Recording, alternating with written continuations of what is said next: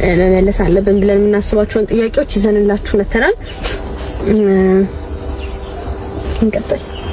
ለምን ይቅርታ አደረግሽለት?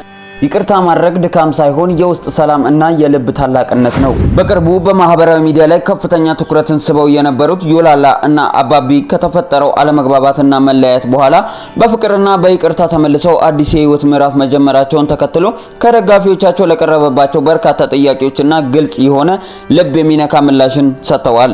በቀረበው ግልጽ የልብ ለልብ ጨዋታ ላይም ዮላላ በዚህ ፍጥነት እንዴት ይቅርታ አልሽው? ብቻሽን ጠንክረሽ ሰርተሽ ለምን አታሳዩም ነበረ? ብለው ላነሱላት ወቃሾቿ ጥያቄን ጥልቅ ምላሽን አብራርታለች። ይቅርታ ያደረኩት ለሱ ብቻ ሳይሆን ከምንም በላይ ለራሷ የውስጥ ሰላም፣ ለአእምሮዋ እረፍትና ለልጇ ስትል እንደሆነ ተናግራለች።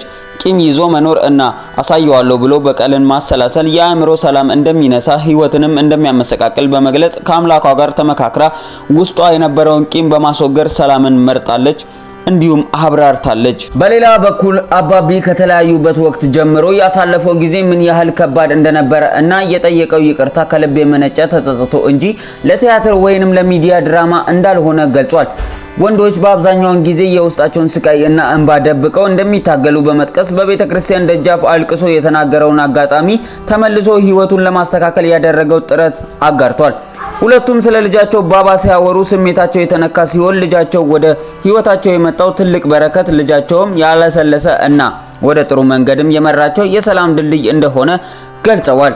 ዮላላ ከጎኗ ለቆሙ ደጋፊዎቿ ምስጋናዋን እያቀረበች አባቢን ከእንግዲህ ከመሳደብ ከመንቀፍ እንዲሁም ደግሞ እንዲቆጠቡ እና ያለፈውን ትህትና ወደፊትም በሚሰሩት ጥሩ ነገሮችም ከጎናቸው እንዲቆሙ በአክብሮት ጠይቃለች። ታዲያ ይህንንም የተመለከቱ ብዙ ሰዎች ሀሳብና አስተያየቶቻቸውን በሀሳብ መስጫ ሳጥን ስር ሲያሰፍሩላቸው ተመልክተናል። እንግዲህ ይቅርታ በማድረጓ እጅጉኑ ብዙ ሰዎችን ያስደሰተ ሲሆን እንዲሁም ደግሞ ይቅርታ በማድረጓ ብዙ ሰዎችን ያሳዘነና ትክክል እንዳልሆነም በሀሳብ መስጫ ሳጥን ስር ሲያሰፍሩላት ተመልክተናል።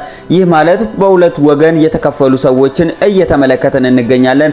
አንዳንዶች ትክክለሽ ያደረግሽው ነገር እጅጉኑ የሚመሰገንና ለብዙ ሰዎች ደግሞ እንዲሁም ደግሞ ለብዙ ትዳር መልስ የሚሆን ነገር እንደሆነ ገልጸሻል። ልጆች ብቻቸውን እንዳያድጉና እንዲሁም ደግሞ ለልጆቻቸው ባልና ሚስት አብረው ከጎን ቆመው ማሳደግ እንደሚገባቸው ያሳየ የይቅርታ ምላሽ ነው ሲሉ ብዙ ሰዎችን ያስደሰተ ጉዳይ ሆኗል።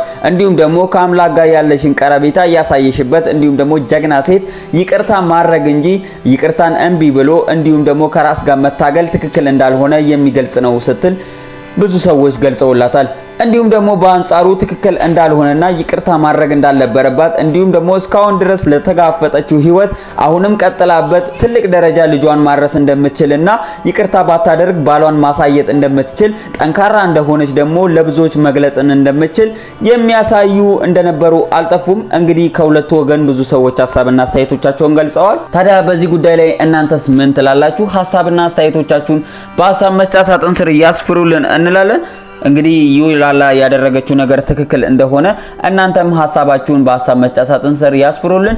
ለኢሳኮር ሚዲያ አዲስ ከሆናችሁ ቤቱን ሰብስክራይብ በማድረግ ቤተሰብ ይሁኑ እንላለን። እንደዚሁም ደግሞ እለት እለት የምንለቃቸው ቪዲዮዎች በፍጥነት እንዲደርሳችሁ የደወል ምልክቷን መጫን እንዳይዘነጉት እንላለን። ለወዳጅ ዘመዶቻችሁ እንዲሁም ደግሞ ይህ ቪዲዮ ለብዙ ሰዎች እንዲደርስ ላይክ እና ሼር በማድረግ ሐሳብና አስተያየቶቻችሁን እንዲሁም በሐሳብ መስጫ ሳጥን ስር እያሰፈራችሁልን ለዛሬ ያዝንላችሁ መረጃ ይህንን ይመስል ነበር።